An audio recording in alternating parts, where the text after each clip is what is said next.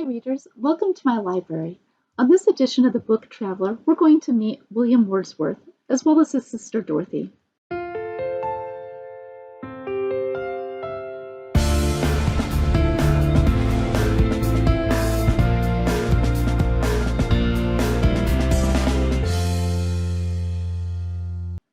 I was first introduced to William Wordsworth as a senior in high school in my British Lit class, and I remember loving his poetry.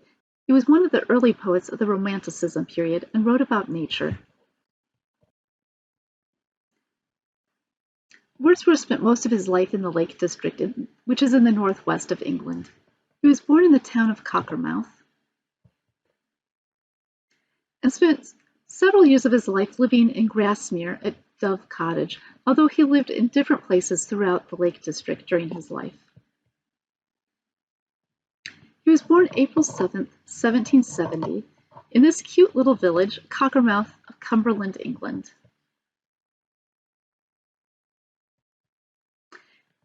In the village, there's the ruins of a castle where Wordsworth certainly would have played when he was a child, and it's likely that this tree is one that he climbed.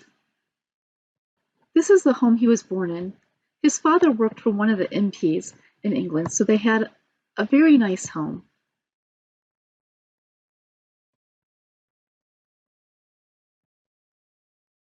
As you can see from the furnishings inside, which are furnished to the period, they were fairly wealthy when they lived here. Wordsworth's mother died when he was quite young, and the children were sent to different relatives to live. Wordsworth and one of his brothers were able to come home for holidays, such as Christmas, but his younger sister Dorothy never was home, and she was separated from her brothers for most of her childhood. Behind the Wordsworth childhood home, there's a lovely garden. As you stroll through it, you can stop and listen to some of his poetry being read. You can learn about the plants that would have been there at the time that Wordsworth lived in this house.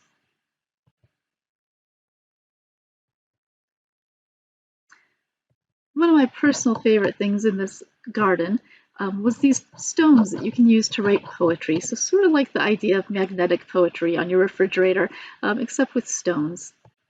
We're going to travel on to Windermere, and specifically to Grasmere, to Dove Cottage. Wordsworth lived here beginning in 1799 for about 8 years, and while living here, he did most of his writing. His sister Dorothy also lived here with him. Before moving into Dove Cottage, they had traveled through Germany and through France. At some point, they had met Samuel Taylor Coleridge, who became a good friend and often visited. While living here, around 1802, Wordsworth married his childhood friend Mary. Their first children were born while they lived in this house. The views that Wordsworth had from his home in Dove Cottage are likely what inspired much of his writing. And that this area today is still preserved, we have Wordsworth to thank for. When railroads were becoming popular, he realized that they could be a threat to the natural beauty of this area, and so he worked to have it preserved for all time.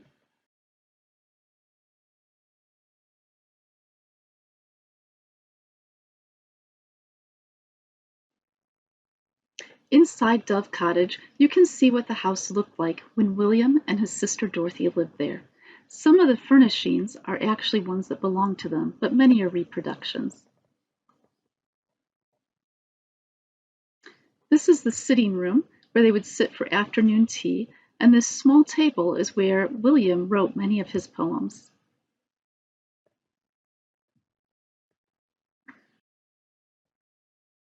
On this table, you can see a letter that's an extract from a letter that Mary Wordsworth wrote to a friend.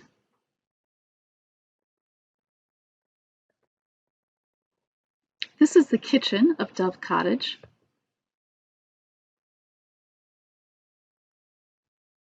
Outside of Dove Cottage in the yard, you can see some of the scenery that William Wordsworth and Mary and Dorothy would have seen.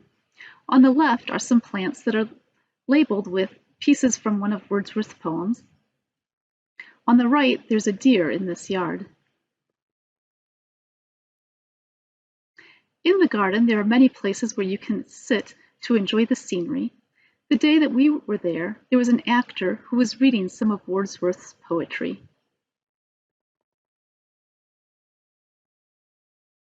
Next to Dove Cottage is a museum that contains some of his original manuscripts. This is a letter that was written by Dorothy, and you can also see his trunk that he used for traveling.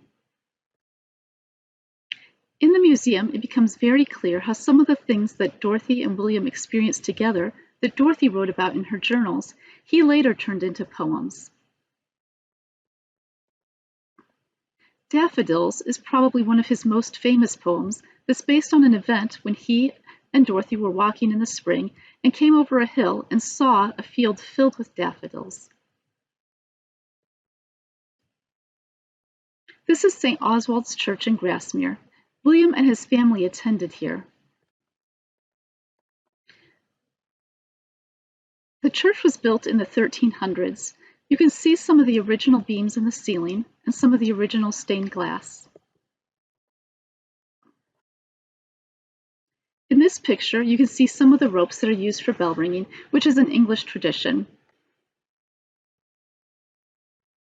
When my husband and I visited this church, we were reading Dorothy Sayers' book, The Nine Tailors, in which bell ringing is an essential part of the story. So it was fun for us to see what that actually looked like. Behind the church is the graveyard where William Wordsworth and his family are buried.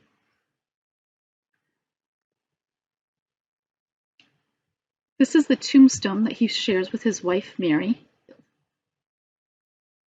In the churchyard, there's a field that's filled with daffodils. If you visit in the spring, you can see these.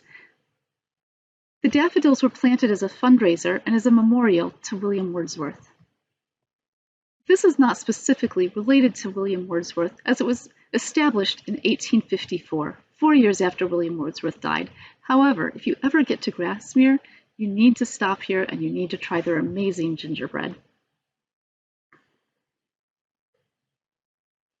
Here are some of the events from William Wordsworth's life. On April 7, 1770, he was born in Cockermouth, Cumberland, England. To help put his life into perspective, from 1760 to 1820, George III ruled England. July 4, 1776 is when the American Declaration of Independence was signed. In 1799, Wordsworth and his sister Dorothy moved into Dove Cottage. He married his wife Mary just a few years later. In 1822, he published the book A Guide Through the District of the Lakes. In 1843, he was named Poet Laureate of England. On April 23, 1850, he passed away. He is buried in the St. Oswald Parish graveyard.